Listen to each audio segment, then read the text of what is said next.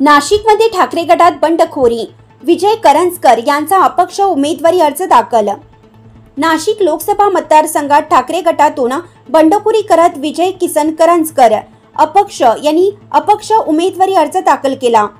नामनिर्देश पत्र दाखल करण्याचा अखेरचा दिवस असताना ठाकरे गटात बंडखोरी झाली असून करंजकर हे आपली उमेदवारी कायम ठेवतात की उमेदवारी अर्ज मागे घेतात हे माघारीच्या शेवटच्या दिवशी स्पष्ट होणार आहे।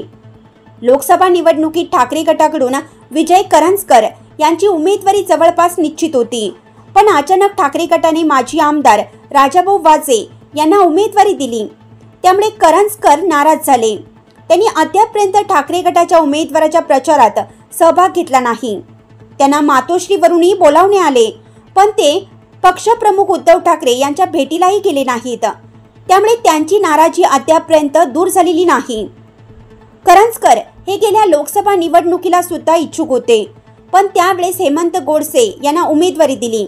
यावेळेस गोडसे हे शिवसेना शिंदे गटात गेल्यामुळे करंजकर यांची उमेदवारी निश्चित मानली जात होती।